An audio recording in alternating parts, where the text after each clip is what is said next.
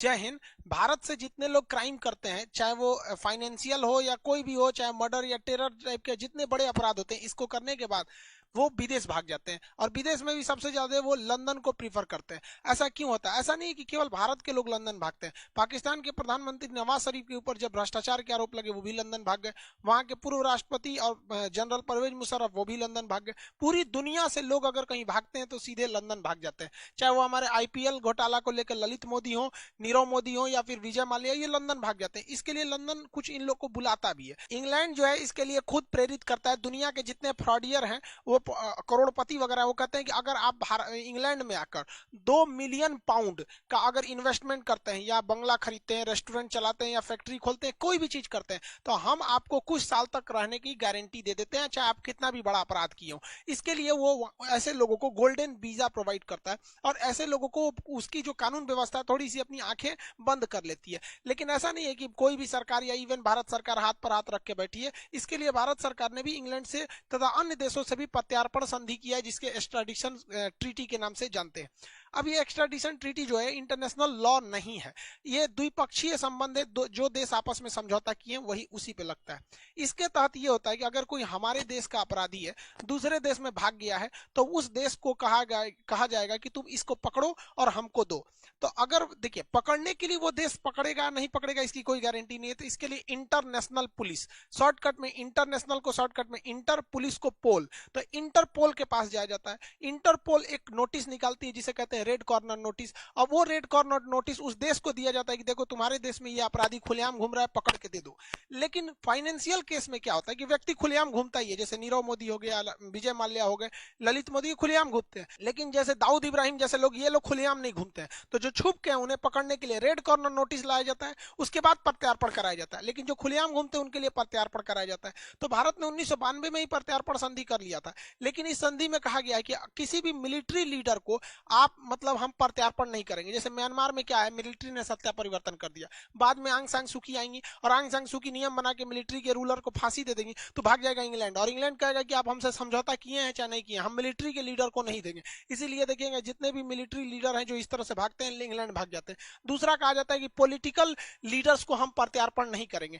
जैसे अभी जो बाइडन आए हैं, अगर मान के चलिए डोनाल्ड ट्रंप पे 20 केस लगाएंगे तो भाग आएंगे डोनाल्ड ट्रंप लंदन में। तो ये दो लोग तो सीधे सीधे बच सकते हैं, मिलिट्री और पॉलिटिशियन वाले लोग। क्योंकि आप ऐसा पॉलिटिशियन लोग भी बहुत ज्यादा कभी कभी, जैसे इंग्लैंड इसमें चाइना में क्या होता है, कोई भी अगर सी जिनपिंग के खिलाफ आवाज उठाता है तो या तो गायब कर दिया जाए तो मार दिया जाएगा। तो वो लंदन भाग जाएंगे और लंदन खुलेआम कह देगा कि भाई हम पॉलिटिकल असाइलम, राजनीतिक शरण लेने वाले को हम देते नहीं है।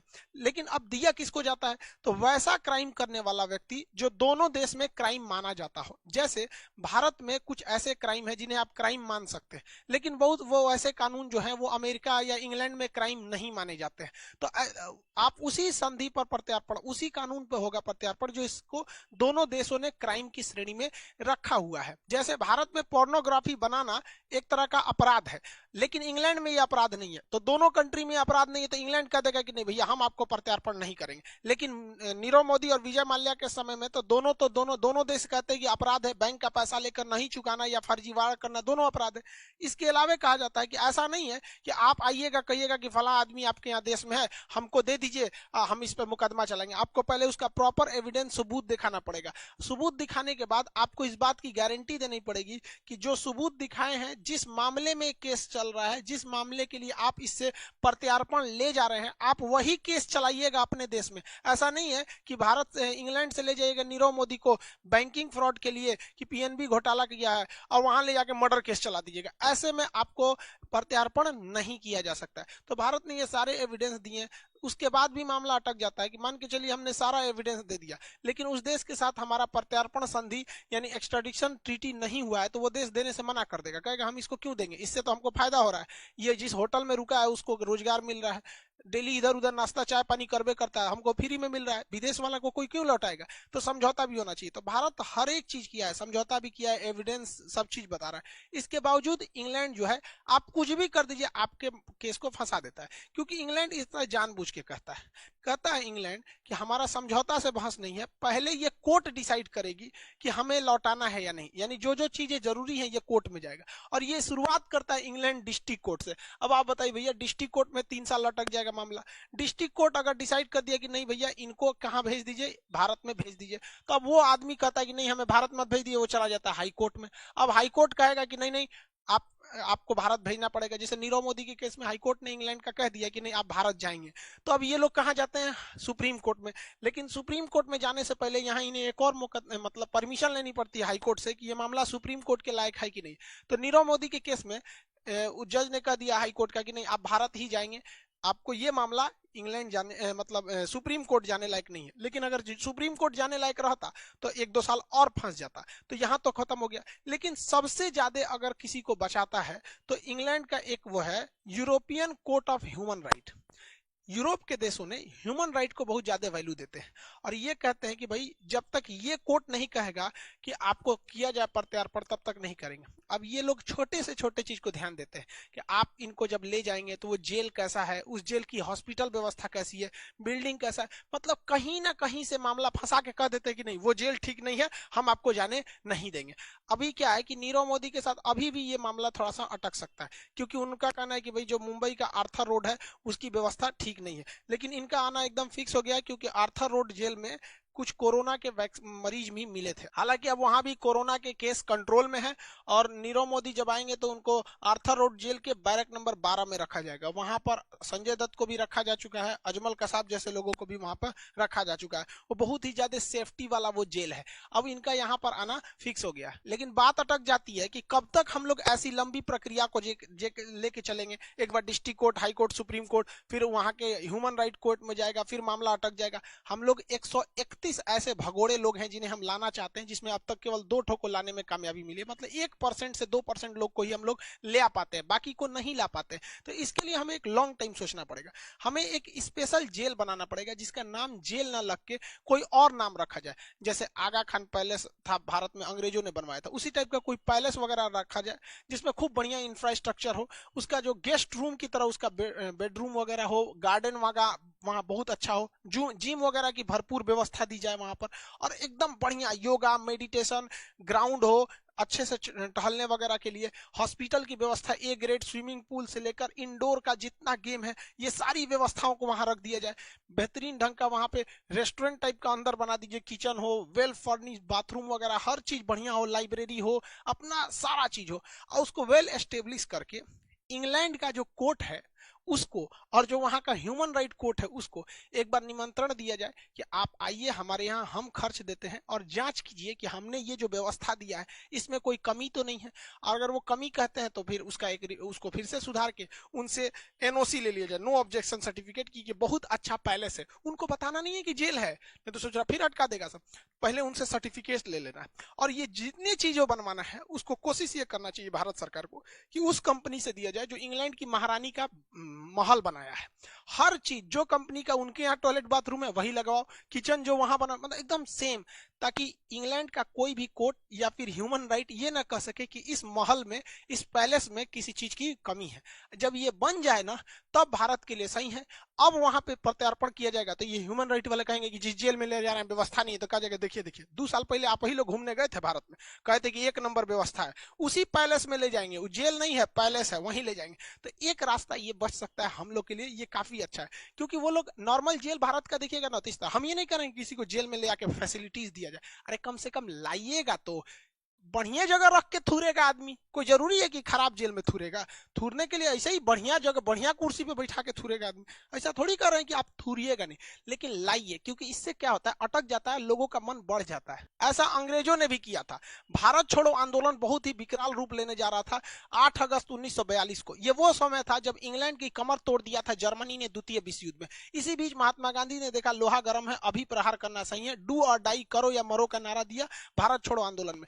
अंग्रेजों ने ऑपरेशन 0 आवर करके एक आंदोलन चलाया, मतलब एक ऑपरेशन चलाया और रातों रात सारे नेताओं को गिरफ्तार कर लिया गया। इसी में महात्मा गांधी को गिरफ्तार करके आगा खान पैलेस में रखा था। जरा इतिहास से सीखिए, क्या भारत में जेल की कमी थी? लेकिन आगा खान पैलेस में रखा और लोगों के संभावना सिंपैथी जीता कि हम महात्मा गांधी को जेल में थोड़े रखें, पूना के आगा खान पैलेस में रखें। तो भारत सरकार को भी कहना चाहिए कि हम नीरव मोदी या विजय माल्या या जो भी भारत से गए हम उन्हें जेल में नहीं डालेंगे, हम भी उन्हें पैलेस में रखेंगे। आओ तो भैया यहाँ पर, ताकि कुछ मतलब वो लोग अड़ंगा ना लगा सके। कहा जाता है ना, इतिहास से हमने यही सीखा है कि इतिहास से हमने कुछ नहीं सीखा है। इतिहास से कुछ सीखना चाहिए कि आखिर अंग्रेज पागल थोड़ी थे सर कि जो गांधी जी को महल में रखेगा सब। नहीं तो इसको काउंटर करने के लिए भारत सरकार को भी नेशनल ह्यूमन राइट्स में यह कह देना चाहिए कि कोई भी विदेशी, खास करके यूरोप का व्यक्ति या इंग्लैंड का व्यक्ति, अगर वहां कोई फ्रॉड करता है तो भारत में आ सकता है, वो भी यहाँ पे 200-400 करोड़ का इन्वेस्टमेंट कर दे, कोई दिक्कत नहीं, हम भी उसे रहने देंगे। और अगर इंग्लैंड चाहता है कि उन्हें वापस इंग्लैंड में ले जाया जाए,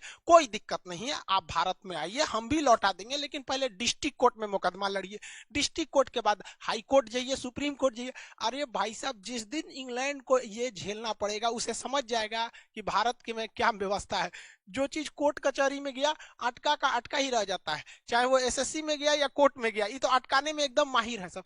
तब इंग्लैंड को समझ में आएगा कि नहीं भाई, हमारा दर्द नहीं है, तुमको बहुत मजा मिलेगा। ऐसा करना चाहिए, क्योंकि हाथ पे हाथ रखेंगे ना कोई फर्क नहीं पड़ता है इंग्लैंड वगैरह को। ये सब आज क्या सुधरे हैं सर? यही साले हैं सब ना जिन्होंने 200-200 साल तक गुलाम बना के रखा, लोगों को कोड़े से मारा। आपको क्या लगता है इन सालों में इंसानियत है? जलियांवाला बाग यही ना कराए थे सब, आज टाई पहन के घूमता है सब। ऐसा नहीं है सब, वो भारत की श्रेष्ठता है, देख रहा है सब कि भारत से ऐठेंगे तो अब काम नहीं चलेगा, वरना आज मौका मिले तो आज ये कचल डालेंगे सब। 2003 की घटना है, रूस के 2 बड़े बड़े उद्योगपति थे, वो रूस को छोड़कर भाग गए इंग्लैंड में, और रूस ने बहुत कोशिश किया, इंग्लैंड को मनाया कि भाई वो हमारे यहाँ से लोन लेके भागा है, उसको दे दो तुम हमको। लेकिन हाँ, इंग्लैंड कहता नहीं, इसको पहले डिस्ट्रिक्ट कोर्ट में केस चलेगा, फिर हाई कोर्ट में चलेगा, दोनों में केस ये जीत गया। अब ह्यूमन राइट वाले कह सके आपके यहाँ जेल में व्यवस्था नहीं है, पुतिन ने कहा ठीक है कोई बात नहीं, मत दो, हमको चाहिए भी नहीं।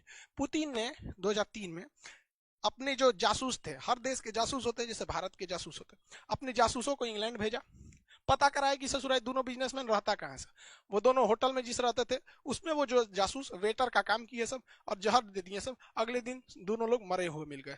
जैसे ये घटना रूस में फैली, रूस का कोई भी आदमी अब पैसा लेके लंदन नहीं भागता है, तो भारत सरकार को भी ऐसा करना चाहिए। हम ये नहीं कह रहे हैं कि ऐसे बड़े बड़े उद्योगपति को जहर देके मार दीजिए, लेकिन बहुत से अपराधी भी हैं जो भारत से गए हैं, चाहे वो 1993 का बम धमाका हो, चाहे गुजरात कांड हो, चाहे वो बड़े बड़े मर्डरर हो, वो इंग्लैंड भागे। तो कम से कम इन लोग के लिए प्रत्यार्पण संधि मत मंगाइए। हमारे जो रॉ के एजेंट है सब या फिर आईबी के हैं, इनको भी कुछ मौका दीजिए, इनके हाथों में जंग लग रहा है, कितने साल हो गए कि ये लोग कोई अपना कारनामा नहीं दिखाए। 1-2 बार ऐसा होगा ना तो भारत से भी वहां लोग जाने में थोड़ा सा कतराएंगे। और कौन सा हमें खुलेआम AK-47 लेके जाना है? कुछ मोसाद से सीखा कीजिए लोग भाई साहब, कि हम लोग की भी इन रॉ वालों को कुछ छूट दीजिए। देहात में कहावत कहते हैं, भय बिना प्रीत कहां। अगर डर खत्म तो प्रेम खत्म हो जाता है। इसका एग्जाम्पल देखिए, यूएसए के पास इतना ज्यादा हथियार, इतना पैसा, सब कुछ है कि अगर अमेरिका से कोई भी व्यक्ति भागता है इंग्लैंड में तो उसमें से 95% लोगों को यह प्रत्यार्पण करके वापस बुला लेता है। वही भारत का देखेंगे तो भारत से जितने लोग इंग्लैंड जाते हैं उसका 1% लोग को भी भारत नहीं बुला पाता है, जबकि दोनों में सेम समझौता हुआ है। ये पावरफुल है इसलिए ही कर लेता है। तो हम लोग को ये दोहरी नीति अपनाते हैं अंग्रेज सब, शुरुआत से ही इन लोग की कहानी सेम रही है। तो ऐसे हाथ पे हाथ रखने से मन बढ़ने लगेगा। और जो बैंकों का पैसा ये बड़े बड़े उद्योगपति लेके जा रहे हैं, जरा याद कीजिए कि गरीब के अकाउंट में अगर पैसे कम हो गए तो उल्टे पैसे काट लिए जाते हैं। अगर गरीब ने अपना लोन नहीं चुकाया तो बैंक अपना बाउंसर भेज देती है, उन लोग को पीटा जाता है। ट्रैक्टर का पैसा नहीं चुकाया तो घर से आके ट्रैक्टर लेके चले जाते हैं, क्योंकि उन लोग गरीब हैं, उन पे चढ़ सकते हैं। और ये अमीर लोग हजारों हजारों करोड़, 10,000 करोड़, 14,000 करोड़, इतना इतना पैसा लेके जाएंगे, वो उनका पैसा थोड़ी है। या बैंक में जो पैसा है, बैंक लोन बांटती है, बैंक के दादा का पैसा है, वो इन्हीं गरीब लोगों का पैसा है। और वही बैंक जब डूब जाती है तो मोनिटोरियम लगा दिया जाता है कि आप 5,000 से ज्यादा नहीं निकाल सकते हैं। अभी कई तो बैंक डूबे थे सब, महाराष्ट्र से लेके कई बैंक डूबे सब वहां पर। तो किसी की बेटी की शादी है, मोनिटोरियम लगा दीजिए कि आप 10,000 से ज्यादा नहीं निकालेंगे। किसी के हार्ट का ऑपरेशन कराना है, हम टीवी पे देख रहे थे, न्यूज पे, कि एक बेचारे बूढ़े थे, कर रहे थे ऑपरेशन कराना है, आप कह रहे हैं 20,000 से ज्यादा नहीं निकलेगा। हम अपने पैसे को हमको सिखाइएगा आप कि कितना नहीं निकाल सकते हैं। रखने के टाइम तो आपने कुछ नहीं बोला था कि इतना क्यों रख रहे हैं। निकालने के टाइम इतना। हम ये नहीं कह रहे हैं कि गवर्नमेंट जानबूझ के कर रही है, लेकिन ये इन लोग की गलती की वजह से एक गरीब आदमी क्यों भुगतेगा?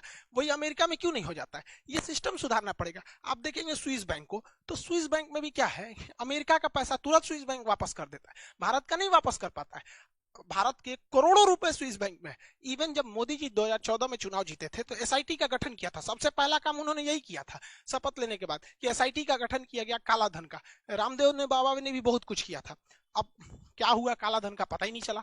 अब काला धन के लिए स्विस बैंक ने भारत के लगभग 200 लोगों का नाम बताया था कि ये लोगों का काला धन है। उस समय विदेश मंत्री सुषमा जी थी और वित्त मंत्री जेटली जी थे। अब ये दोनों लोग नहीं है और 200 लोगों का नाम कहाँ गया पता ही नहीं चल पाया। तो खैर ये स्विस बैंक में पैसे कैसे रखे जाते हैं इस एक अलग टॉपिक है, इस पर कभी और चर्चा करेंगे। आई होप आप ये समझे होंगे कि लोग इंग्लैंड ही क्यों जाते हैं। आपका क्या राय है, भारत को सख्त नीति अपनानी चाहिए या भारत को एक अलग से प्रत्यार्पण जेल बनाकर हर सुविधा दे देनी चाहिए ताकि उन लोग को कोई बहाना ना मिले? ऐसा करना चाहिए या नहीं, आप कमेंट करके बताएंगे। मिलेंगे नेक्स्ट क्लास में। जय हिंद।